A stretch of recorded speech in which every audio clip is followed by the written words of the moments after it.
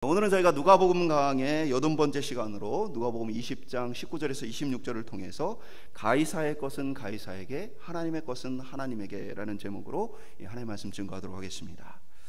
우리는 이제 지난 시간 동안 예수님께서 예루살렘에 입성하시는 모습을 좀 살펴봤습니다. 많은 사람들은 예수님 보고 환호했지만 예수님 자신은 정작 예루살렘을 향해 오시는 길에 예루살렘을 보시며 우셨던 모습을 보게 되었습니다. 우리가 지난 시간에 왜 예수님께서 우셨는가, 예수님의 비유의 말씀을 통해서 이 예루살렘에 있는 이스라엘 백성들, 이 유다 백성들이 어떻게 보면 구약 역사 내내 계속 하나님이 보내신 선지자들을 죽이고 또 그들의 말을 듣지 않고 결국에는 마지막에 아들을 보내신 하나님의 뜻에서 불구하고 여전히 거부하고 있는 모습 때문에 그들이 곧 멸망하고 또 그들이 하나님 심판에 이를 것을 바라보시며 예수님 우셨다, 함께 말씀을 나누었습니다. 예수님의 경고에도 불구하고 계속 그들이 어떻게 보면은 심판받아야 마땅한 모습들을, 예수님을 계속해서 거부하는 모습들이 본문에 계속 반복되어 나타나게 되어집니다. 오늘 역시도 이들은 스스로를 의롭고 거룩해 여기며 예수님 앞에 나오는 모습들을 보게 되어집니다. 이들은 입술로는 존경하고 하나님을 찬양하는 것처럼 보여지지만 실제로는 하나님 보낸 선지자들을 핍박하고 외면했습니다. 지난 시간 그 대표적인 예로 이 세례 요한을 거부했던 그들의 모습을 살펴봤습니다. 그리고 또 아들을 죽인 것과 같이 그들은 이제 예수님을 어떻게든 죽이고자 하는 모습들을 우리가 동시에 살펴보고 있습니다. 이러한 그들의 모습은 과거 그들의 조상들의 모습과 하나도 바뀐 것이 없습니다. 이사야 29장 13절에 보면 하나님께서 이사야 선지자를 통해 이렇게 말씀하십니다. 주께서 이르시되 이 백성이 입으로는 나를 가까이 하며 입술로는 나를 공경하나 그들의 마음은 내게서 멀리 떠났나니 그들이 나를 경외함은 사람의 계명으로 가르침을 받았을 뿐이라. 입술로는 공경하지만 마음은 떠나 있고 그들이 신앙적인 행위는 하지만 그것은 사람들에게 배운 대로 이 어떻게 보면 습관과 간습을 따라 행할 뿐이다 라고 얘기를 하시는 거예요. 이러한 모습은 어떻게 보면 오늘 성경에 있는 이 유대인들의 모습만은 아닙니다. 오늘 우리 가운데서도 많은 그리스도인들 가운데에 입술로는 하나님을 공경하고 하나님을 따른다 하지만 그러나 실상 그들의 삶에서는 그렇지 못한 모습을 많이 보게 되어집니다. 제가 만났던 많은 그리스도인들의 삶의 고백과 고민을 들으면서 느꼈던 것 중에 하나는 참 믿지 못할 만한 그리스도인들이 많다라는 것이었습니다. 또한 믿고 따르지 못할 교회 지도자들이 너무 많다라는 것이었어요. 그들 대부분은 그들이 말하는 신앙의 고백 또는 그들의 간증과는 너무나 다른 삶을 사는 사람들이었습니다. 그들의 말과 그들의 이 어떻게 보면 간증 속에서는 매우 경건한 사람이고 하나님을 충성된 사람인 것처럼 보여지지만 그러나 그들 주변에 있는 어떻게 보면 직장 상사 밑에 일하고 있는 이들이 이런 고백들을 많이 해요. 차라리 그 직장 상사가 교회에 와서 간증 좀 안 했으면 좋겠고 신앙에 대한 얘기를 안 했으면 좋겠다. 오히려 그 사람이 와가지고 신앙에 간증하고 고백하니까 예수 안 믿는 사람들이 신앙 갖기가 더 어려워지는 것 같다. 굉장히 많은 이야기를 듣게 되어집니다. 오늘 우리가 살고 있는 이 세상은 우리만의 세상이 아닙니다. 우리는 그리스도인들과도 어울리고 때로는 세상에 믿지 않는 많은 사람들과 어울리게 되어집니다. 또한 우리는 국가에 소속되어 있기도 하고 여러 가지 단체와 사회의 구성원으로 살기도 합니다. 오늘 우리 교회 역시도 우리가 중요한 가치로서 세상과 소통하는 시민 공동체다. 여러 가지 중요한 가치 중에 하나가 우리는 이 사회의 한 구성으로서 시민 공동체로 우리가 있다라는 부분을 우리가 함께 나누었는데 오늘 예수님의 말씀을 통해서 시민 공동체로 또 믿는 자와 믿지 않는 자들과 우리가 어떤 관계 속에서 살아가야 하는가 하나님의 말씀을 통해서 함께 살펴보도록 하겠습니다. 첫 번째 한번 따라해 보겠습니다. 돌이키지 않는 자들. 우리가 읽은 본문 19절 20개 시작합니다. 서기관들과 대제사장들이 예수의 이 비유는 자기들을 가리켜 말씀하신 줄 알고 즉시 잡고자 하되 백성을 두려워하더라. 이 서기관들과 대제사장들은 지난 시간에 예수님의 비유 속에 보면 누구입니까? 포도원 농부들입니다. 마땅히 치러야 할 값을 치르지 않고 어떻게 보면 값을 받으러 온 주인의 종들을 때려서 모든 것을 빼앗아 보냈던 사람들. 그 3번이나 반복했고, 마지막에 이제 주인이 아들을 보냈음에도 불구하고 아들을 죽이면 그 소유가 우리 것이 될 것이다 했던 악한 농부들입니다. 예수님이 이 비유를 말씀하시자 이들이 어떻게 했어요? 이 비유에 등장하는 이 사람들, 악한 농부가 바로 우리들에 대한 이야기구나. 그들이 뭐 했다고요? 알았다, 깨달았다라고 성경은 이야기를 하고 있습니다. 그런데 문제는 그들의 반응이 깨달음을 통해서 회개하며 돌이키는 것이 아니라 그들은 오히려 예수님을 체포해야 되겠다, 즉시 잡아야 되겠다. 다만 수많은 백성들이 지금 예수님을 환호하고 따르고 있기 때문에 예수님을 잡았다가는 그들이 어떻게 보면 돌에 맞아 죽을지 모르겠다는 두려움 때문에 다만 그렇게 하지 못하고 있었던 모습을 보게 되어집니다. 그들은 예수님의 비유의 뜻을 알았지만 그것을 마음으로 받아들이지는 않고 있습니다. 오늘날 많은 그리스도인들 이와 같습니다. 예수님의 말씀을 압니다, 이해합니다. 그러나 그것을 마음으로 받아들이지는 않는 것입니다. 그 어느 때보다도 오늘날에는 성경의 또 진리에 대한 지식이 넘쳐납니다. 너무나 많은 이 지식들이 있고 바른 교훈들이 있지만 그러나 그것을 따라 사는 사람들은 많지 않다는 사실입니다. 이 서기관, 대제사장, 바리새인들, 그리고 백성의 지도자들, 그들은 예수님에 대해 어떻게든 책 잡고자 하는 그러한 모습을 갖게 되어집니다. 20절에 보면 이에 그들이 엿보다가 예수를 총독의 다스림과 권세 아래 넘기려 하여 정탐들을 보내어 그들로 스스로 의인인 체하여 예수의 말을 책잡게 하니. 그러니까 이들은 결정했어요. 우리의 손으로 예수님을 제거하기에는 쉽게 얘기하면 백성이 두렵고 총독의 손에 의해서 예수님을 제거해야 되겠다라는 계획을 세웠다 기록하고 있는 것이죠.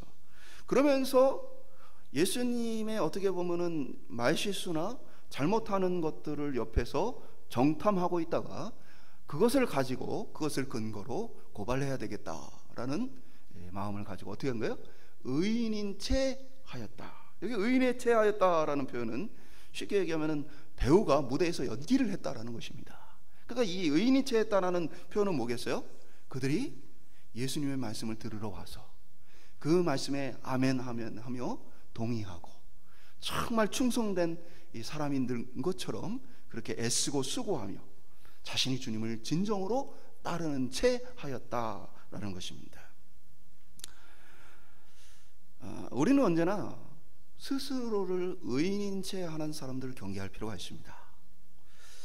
그들 스스로는 자신이 죄인됨을 깨닫지 못한 영적 무지에 빠져 있어 그렇게 하거나 아니면 오늘 본문과 같이 악한 의도를 가지고 다른 사람들을 속이려 하기 때문입니다. 저는 종종 순진한 그리스도인들이 이 많은 피해를 보는 것들을 듣게 되어집니다. 그분이 장로님이라고 해서, 그분이 목사님이라고 해서, 그분이 정말 신앙생활을 열심히 하는 분이라고 해서 제가 믿었는데 그런데 그만 큰 피해를 당하게 되었어요. 우리는 그리스도인이라고 해서 무조건 믿어서는 안 됩니다. 많은 그리스도인들이 이러한 말에 무장해제되어서 마땅히 점검하고 따져봐야 할 것들을 제대로 행하지 않는 것을 보게 되어집니다. 목사다 선교사다 하면 그들의 마음에 더 다가와서 말에 귀를 기울이게 되어지고 신뢰하는 마음이 더 커져서 그들의 요구를 들어주게 되어지는 것을 보게 되어집니다. 그런데 생각해 보면 우리의 신앙을 위협하는 오늘 이 사회에 우리의 신앙을 위협하는 존재들은 사실 믿지 않는 사람들보다도 사실은 믿는다 스스로를 밝히는 사람들을 통해서 사실 우리의 신앙이 더 많은 위협을 받고 있다는 사실입니다.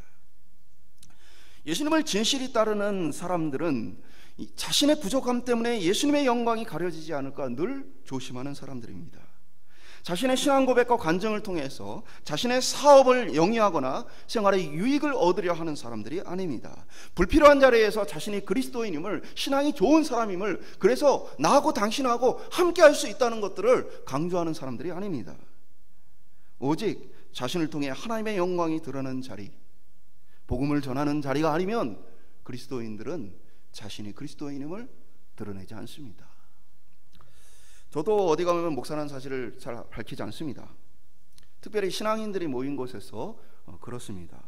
제가 중동의 선교사로 있을 때 한동안 교회에 출석하던 교회에도 제가 누구인지를 밝히지 않았어요. 그리고 심지어는 거기에 있는 성도들하고도 개인적인 친밀한 교제를 나누지 않았습니다. 심지어는 이 학교에 갔는데 저희 아이 학교 입학 문제로 이야기를 나누다가 한 한국분이 오셔가지고 지금 애 입학을 해야 되는데 대화가 잘 안 돼서 통역 좀 해달라고 부탁을 하셔서 제가 통역을 해드렸습니다. 그리고 그분하고는 주일날 교회에서 얼굴을 마주치는 적이 있기 때문에 서로 교회를 다닌다는 거 알았어요. 저에게 뭐 하시는 분이세요? 그래도 제가 누군지를 밝히지를 않았습니다. 왜 그랬냐면 그것이 유익하지 않다고 생각했어요. 당시에 이 한인교회들, 해외에 있는 한인교회들이 대부분 목회자들이 그곳에 가가지고 교회를 새로 세우고 갈등을 만드는 문제들을 굉장히 많이 보게 되어집니다. 제가 있던 지역도 교회가 하나였는데 거기서 교회가 싸우고 새로운 목회자에서 교회들 간의 관계가 안 좋았어요. 그래서 제가 거기 갔을 때는 나는 여기서 한인교회를 세우지 않겠다라는 생각을 가지고 왔어요. 왜냐하면 한인교회가 부족한 것이 아니에요. 충분히 있어요. 근데 굳이 한인교회를 더 세워서 갈등을 만들 이유가 없다라는 생각을 했기 때문에요. 실제로 선교사님 중에 이제 평신도 선교사님이신데 제가 이제 선교사님들이나 목회자들하고는 그래도 인사를 나눴습니다. 그러니까 이분이 저에게 부탁을 해왔어요. 지금 성도들이 모여서 예배를 드리는 곳이 있는데 목사님 안 계십니다. 목사님 와서 목회를 해주시면 어떻겠습니까? 그러니까 제가 평생을 어떻게 보면 그 시간까지 계속 매주일 말씀 전하고 신앙교육하고 했기 때문에 그 중동에 갔을 때 갑자기 이제 그 모든 것들을 멈췄을 때요, 공허함도 있고 말씀을 전하고 싶은 마음도 있고 성도들과 신앙의 교제를 나누고 싶은 마음도 있었어요. 그러나 제가 거절했습니다. 그 성도들에게는 기존에 좋은 교회들이 있으니 가서 함께 신앙생활을 하셔라. 물론 제가 그 목회를 담당했으면 뭐 굉장히 저에겐 좋은 부분이죠. 한국에 저를 파송한 교회는 교회를 개척했습니다. 그럼 얼마나 또 좋아하시겠어요. 그 성도들이 또 얼마나 잘 섬기겠습니까? 그러나 그것이 하나님 나라에 유익하지 않다 판단하여 저는 그곳에 가도 또 그분들을 만나도 제가 목사라는 사실을 밝히질 않았어요.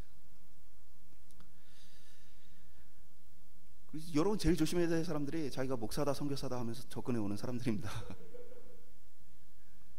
진짜로 그렇습니다. 제가 말씀드린 것처럼 내가 지금 복음을 전해야 될 자리, 하나님의 영광을 드러내야 할 자리가 아니라면 나의 유익과 이익과 어떠한 것들이 관련되어 있을 때 내가 목회자라는 사실을 밝히는 건 사실은 내가 그것을 통해서 이익을 얻겠다라는 마음밖에 없어요. 그래서 나에게 목사다 선교사다 하면서 접근해 오는 사람이 있다면 사실은 우리가 경계할 필요가 있는 것입니다. 사도 바울 역시도 고린도전서를 통해서 이런 고백을 했습니다. 4장 19절 20절에 보면 주께서 허락하시면 내가 너희에게 속히 나아가서 교만한 자들의 말이 아니라 오직 그 능력을 알아보겠으며 하나님 나라는 말에 있지 않고 오직 능력에 있습니다. 뭐냐면 말로 그들 스스로가 대단하다 여기는 사람들이 와가지고 고린도 교회 문제를 일으키는 거예요. 그러니까 사도 바울이 그들의 말이 아니라 그들의 뭡니까? 정말 그 복음의 능력이 그들에게 진짜 있는지, 그 복음의 능력을 따라 사는 그들의 진정한 성령에 붙드는 삶이 있는지를 내가 보겠다라고 이야기를 하는 것입니다. 정탐 21절에 보면 그들이 물어 이르되 선생님 우리가 아노니 당신은 바로 말씀하시고 가르치시며 사람을 외모로 취하지 아니하시고 오직 진리로서 하나님의 도를 가르치시나이다. 이들이 정탐들이 하는 말은 정말 예수님 당신은 오직 진리만을 전하시는 분입니다. 그들 스스로 옳게 보이려고 그런 모습을 보게 되어집니다. 말로는 진리만 가르치신다 말하지만 그들은 하나도 따르지 않는 모습을 보게 되어집니다. 겉으로 의인인 채 하는 정탐, 또 바른 신앙의 모습을 가지지 않은 잘못된 그리스도인들에 대해서 우리는 그들의 말이 아니라, 그들의 간증이 아니라 그들의 삶을 통해서 점검하고 분별할 수 있는 신앙생활하는 저 여러분 될 수 있기를 주님의 이름으로 축원드립니다. 두 번째 한번 따라해 보겠습니다. 가이사의 것은 가이사에게. 정탐들이 예수님께 곤란한 질문을 던집니다. 22절에 보면 우리가 가이사에게 세를 바치는 것이 옳으니까 옳지 않으니까 하니. 이에 대해서 예수님의 반응은 23절에 예수께서 그 관계를 아시고 이르시되. 그래서 이들이 지금 던지는 질문은 관계다. 이 관계라는 이 단어의 뜻이 모든 일이라는 뜻입니다. 곧 관계라는 건 할 수 있는 모든 수단과 방법을 동원해서 자신들의 뜻을 관철시키는 것을 관계라고 합니다. 이 단어는 이 고린도후서 11장 3절에도 똑같은 단어가 쓰였는데, 뱀이 그 관계로 하와를 미혹한 것 같이 너희 마음이 그리스도를 향하는 진실함과 깨끗함에서 떠나 부패할까 두려워하노라. 그래서 뱀이 모든 수단과 방법을 가지고 함정에 빠뜨릴 목적으로 하와를 속였다 했을 때 이것을 관계라고 표현을 합니다. 오늘도 사단은 우리 가운데 많은 관계로 참된 신앙을 잃어버리게 하고자 애쓰고 있습니다. 지난 시간 수요일날 저희가 이제 말씀을 나눴던 것처럼 뱀을 통해서 사단은 선악을 알게 하는 나무의 열매를 먹으면 절대로 죽지 않는다, 그리고 하나님과 같이 되어 선악을 분별하게 된다라는 이 꼬심을 하게 되어집니다. 그런데 이제 결과를 보면 한번 보세요. 하와가 먼저 이 뱀의 유혹에 넘어가서 어떻게 합니까? 선악 알게 하는 나무의 열매를 따먹었습니다. 근데 죽었어요? 안 죽었어요? 안 죽었어요. 그래서 하와가 어떻게 합니까? 아담에게 줍니다. 그러니까 하와의 말이 얼마나 설득력이 있었겠어요. 하나님이 진짜 죽는다고 했는데 지금 나 죽었냐 안 죽었냐? 안 죽었다. 사단의 말은 어떻게 해요? 진짜처럼 설득력을 가집니다. 그리고 그들이 이 사단의 말처럼 뭐요? 먹고 나서 선악을 알게 되어지는 변화가 일어납니까? 안 일어납니까? 일어납니다. 사단의 말이 틀리지 않은 것처럼 보여지죠. 그래서 지난 시간 말씀 나눴던 것처럼 사단의 말은 당장 맞는 것처럼 보여지지만, 그러나 하나님의 말씀은 뭐예요? 당장 죽는다라가 아니요 뭐예요? 반드시 죽는다였어요. 그러니까 당장 죽는 것이 아니라 반드시 죽음으로 그들에게 죽음이 실제로 찾아오게 되어집니다. 또한 사단의 말이 사실인 것처럼 보여요. 하나님과 같이 되어질 것이다. 그러나 실제 어떤 일이 벌어집니까? 하나님의 사랑받는 자녀, 하나님의 사랑받는 피조물에서 이제 하나님과 원수되어지는 비참한 상태에 그들이 놓입니다. 하나님과 똑같아지는 것이 아니라 하나님으로부터 버림받는 비참한 피조물의 상태에 놓이게 되죠. 사단의 말은 당장 보면 맞는 것 같고 사실인 것처럼 보여지지만 어때요? 그것이 관계인 것은 결국에 그것이 속임이 되기 때문입니다. 제가 말씀드린 것처럼 오늘날 우리가 사는 세상의 많은 지식들이 그와 같아요. 이 땅을 살아갈 때는요, 이 땅에 사람들이 말하는 많은 지식과 많은 방법들이 실제로 통하는 것처럼 보이고 실제로 통합니다. 그래서 이것이 진리다, 이것이 사실이다 라고 받아들일 만해요. 그러나 영원한 생명의 관점에서 본다면 전혀 다른 결과를 초래하게 되어진다는 것입니다. 오늘 그리스도의 말씀과 진리 속에서, 이 영원한 관계 속에서 이것을 살펴보는 것이 우리 그리스도인들에게 필요하다는 사실입니다. 예수님은 그 관계를 바라보셨습니다. 그럼 왜 그게 관계였을까요? 대제사장들, 서기관들, 장로들의 질문과 마찬가지로 이 질문은 예수님은 어떤 대답을 해도 예수님한테 손해가 되는 질문입니다. 곧 가이사 로마의 황제를 얘기합니다. 그에게 세금 바치는 것이 맞습니까? 라는 이야기죠. 만약에 예수님께서 세금을 바치지 말라 하면 뭐가 됩니까? 그들이 의도한 대로 자신들의 손이 아닌 로마 총독의 손을 빌어서 예수님을 처리할 수 있는 것이죠. 반면에 예수님께서 이 세금을 바치라 라고 말한다면 어떤 일이 벌어집니까? 예수님을 지금 환호했던 사람들이 예수님에게 비난하고 등 돌리게 되어져요. 왜요? 지금 예수님을 환호하는 사람들은 뭐 때문에 환호합니까? 이제 하나님의 구원이 우리에게 임했고 이제 하나님 나라가 당장 임할 것이다. 이제 예수님이 오셔서 나라를 세우고 로마를 물리치실 것이다.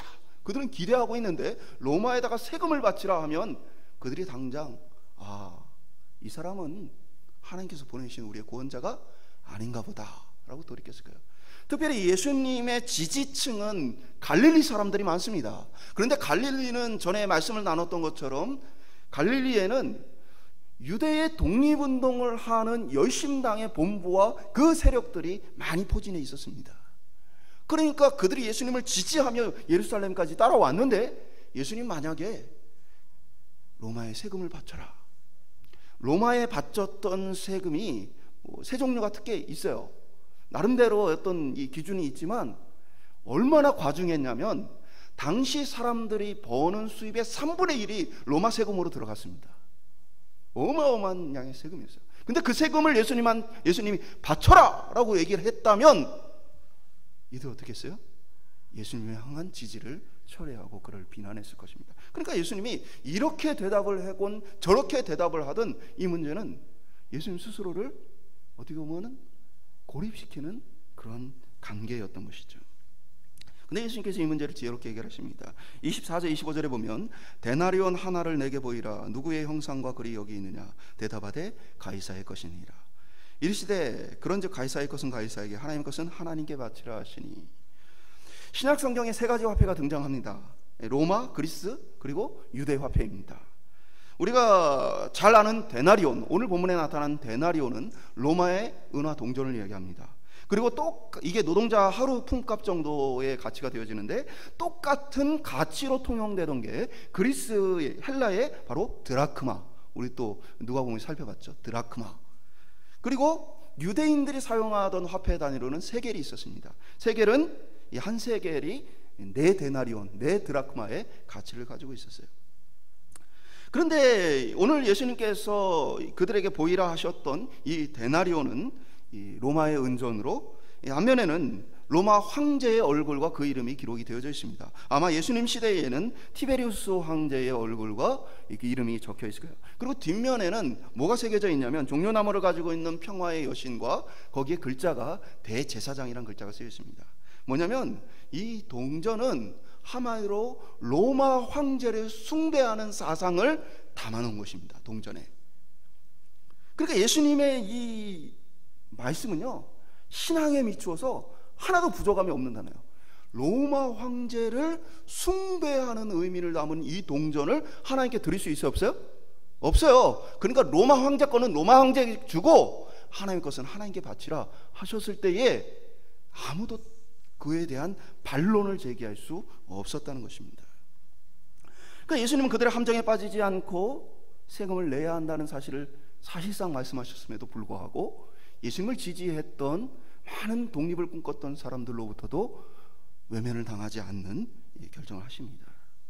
그럼 우리의 질문을 던질 수 있어요. 예수님은 세금을 내셨을까요?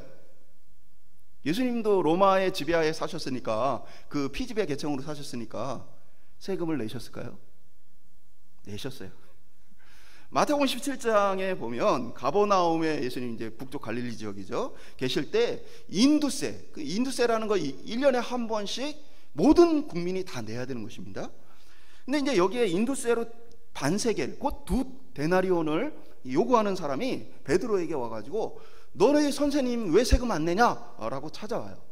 세금을 내라.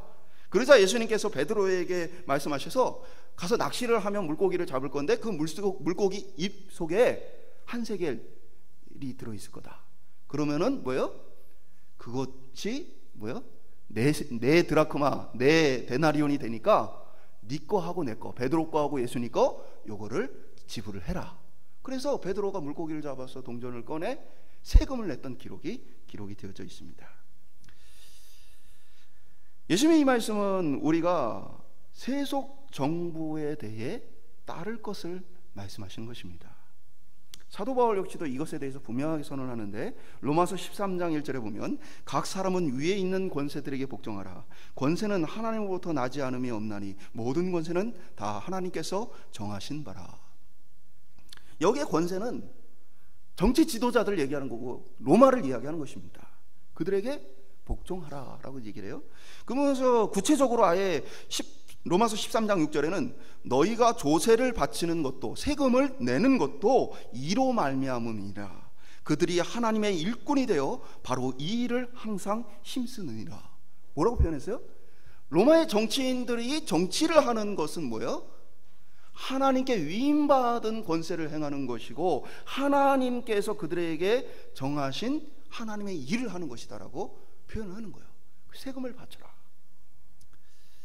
우리는 이 말씀을 통해서 그리스도인들 역시도 국가의 한 구성원으로서 그 역할을 마땅히 감당해야 한다는 사실을 보게 되었습니다. 하나님은요, 교회의 주인이기도 하시지만 온 세상의 주인이십니다. 교회에는 교회 지도자들을 통해서 하나님의 말씀을 전하고 가르치게 하셨다면 세상을 향해서는 세속의 지도자들을 세워서 그들로 나라를 지키고 다스리는 통치권을 그들에게 맡기셨어요. 때로는 악한 통치자들을 통해서 백성으로 고난을 겪게 하기도 하시고 때로는 선한 통치자를 통해서 백성으로 회복하게 하시는 모습도 하나님의 통치권 가운데 하나라는 사실입니다. 그래서 우리에게 중요한 것이 있다면요, 국가 지도자들 또는 모든 우리가 속해 있는 곳의 권세들에 대해서 존중하는 태도를 가져야 합니다. 세속의 지도자들은 때로 지혜롭거나 무능하기도 하고 때로는 선하거나 악하기도 합니다. 그러나 우리는 그들에 대한 존중의 태도를 가져야 합니다. 잘못을 지적하거나 바로잡는 것은 우리에게 필요하지만 그들에 대해서 인격적 모독을 하고 그들에 대해서 악하게 표현하는 것들은 사실은 그리스도인으로서 바른 태도가 아니라는 사실입니다. 우리 교회가 방역에 동참하는 이유도 동일합니다. 방역에 있어서는 뭡니까? 방역을 위한 지도자들이 있어요. 방역을 하는 재난대책본부 같은 것들이 있어요. 그것은 보건과 방역에 대한 영역입니다.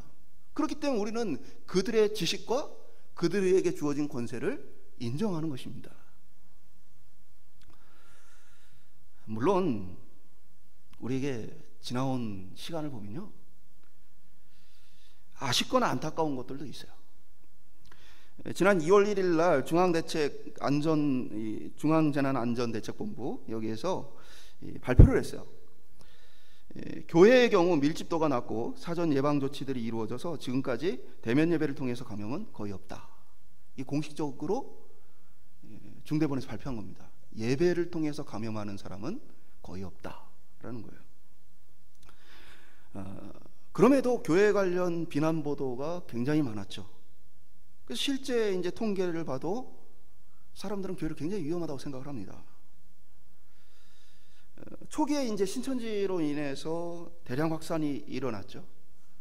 그러면서 그것이 이제 교회로 이어지게 되어진데 사실은 신천지에 대한 미온적인 태도와 바르고 빠른 대처가 안 이루어지니까 신천지들이 잠입해 있는 수많은 교회에서 사실 피해를 입었어요. 교회가 정부가 방역을 제대로 하지 못해서 신천지에 있던 그 사람들이 교회로 잠입하는 것들을 원천적으로 차단을 못하니까 교회에서 많은 확신자가 나왔어요. 교회는 피해자였는데 당시 보도는 교회를 통해서 확산이 된다라고 교회를 가해자로 여기며 비난을 해왔습니다.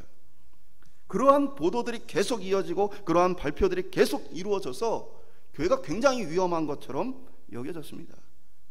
2020년도 한 해 동안 코로나에 대한 통계를 중대본에서 발표했습니다. 교회를 통한 또는 종교단체를 통한 확산은 전체 확산의 6.7%입니다. 심지어는 신천지를 포함해도 14%밖에 되지 않습니다. 중대본에서 통계로 발표를 한 거예요. 신천지를 제외한 일반적인 교회들을 통해서 감염된 건 한 6%라고 예상을 합니다. 이 숫자는 해외에서 코로나 걸려서 들어온 사람 숫자보다도 적습니다. 그런데 사람들은 다른 것들은 위험하지 않고 교회가 위험하다고 이야기를 합니다. 왜요? 보도의 방향과 보도의 공정성, 이러한 것들이 왜곡되었기 때문입니다. 아쉬운 것도 있어요. 안타까운 것이 있죠.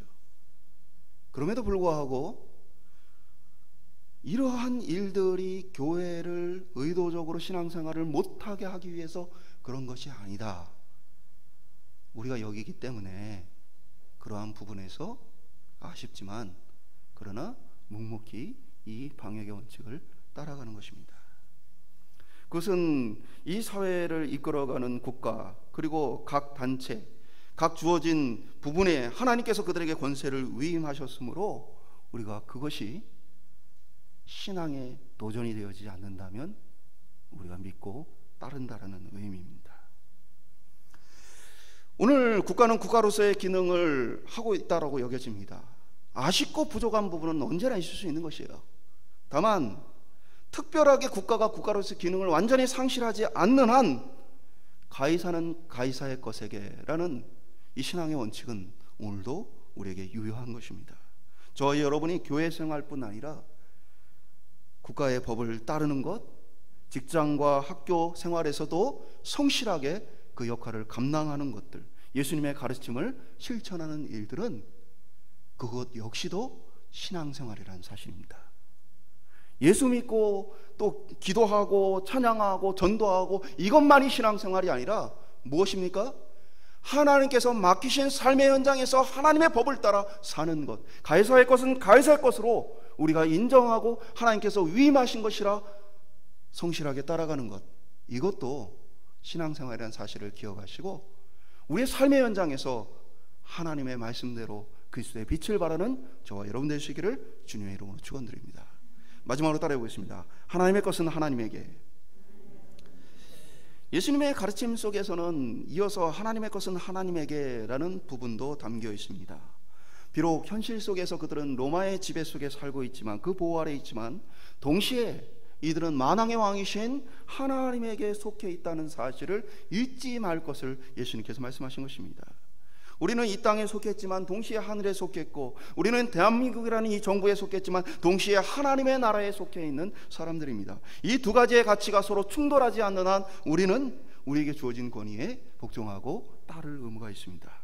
이 두 가지의 권위가 충돌할 때에는, 그때는 우리가 더 나은 가치, 더 중요한 가치를 선택해야 하는 것입니다. 우리에게는 이 땅의 100년의 삶보다 영원한 삶을 존귀하게 여기며 가치 있게 여기는 사람이기 때문에 이 두 가지가 충돌하는 시점이 되어지면 마땅히 하나님 나라 가치를 위해 사는 거예요. 예를 들면 신사참배와 같은 것이 대표적인 예죠. 우상숭배를 강요하는 국가의 정책에 대해서, 그것에 대해서 거부하고 신앙적 선택을 하는 것이죠. 교회는 바로 하나님 나라의 가치를 세워가는 것입니다.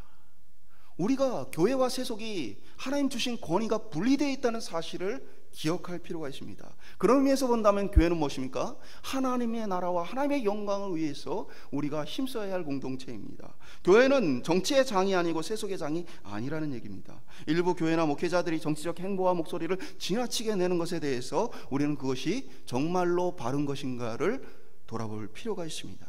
또한 그 표현하는 방식들이 정말 정당한 것인가, 그것에 대해서도 꼼꼼하게 돌아볼 필요가 있습니다.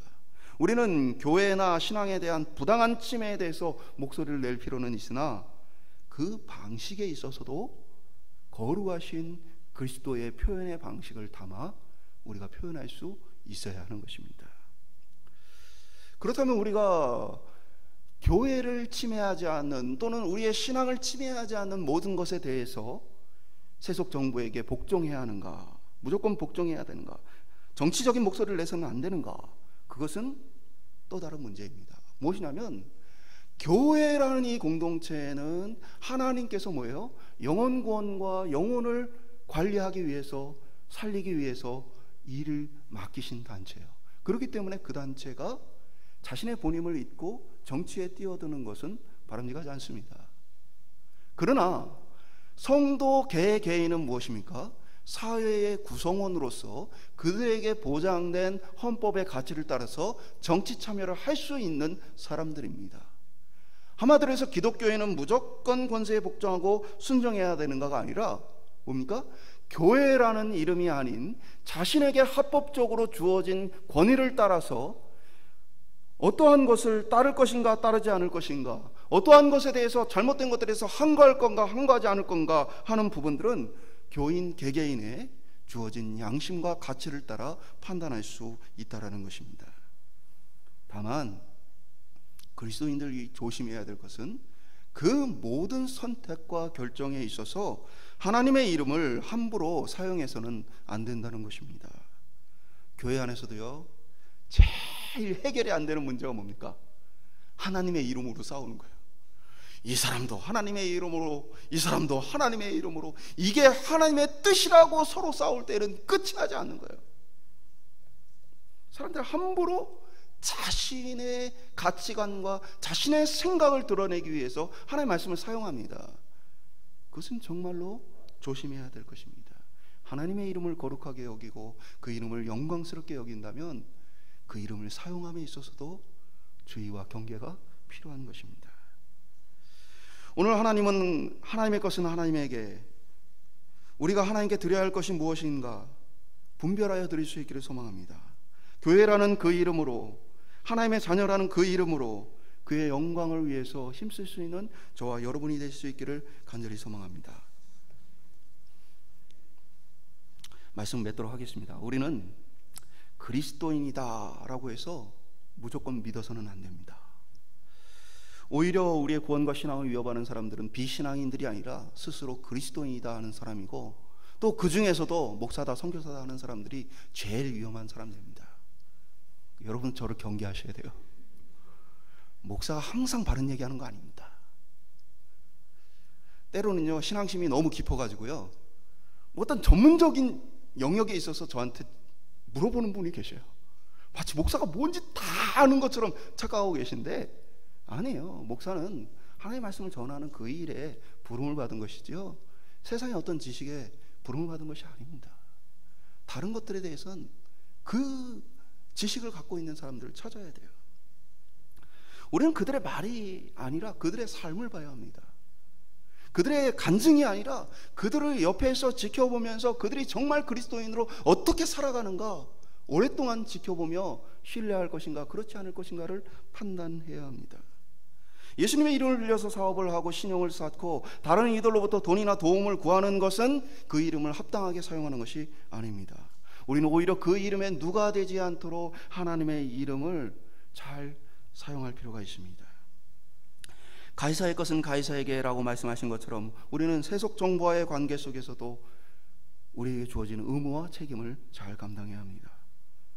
그것은 우리 신앙과 무관한 세속의 삶이 아니라 그 세속의 삶 속에서도 왕으로서 통치하고 다스리시는 하나님의 통치에 우리가 따라가는 것입니다. 우리도, 우리 교회도 시민 공동체로서 세상과 지혜롭게 소통하며 그 구성원으로 의무를 다할 수 있는 교회가 되기를 소망합니다. 또한 우리가 지혜롭게 이 모든 것을 잘 분별해서 우리를 통해 하나님의 이름이 진짜 영광 받을 수 있기를 소망합니다. 우리 자신이 하나님께 바르게 드려짐으로써 하나님의 이름을 증거하고 선포하며 주님 앞에 잘했다 칭찬 듣는 저와 여러분 될 수 있기를 주님으로 축원드립니다.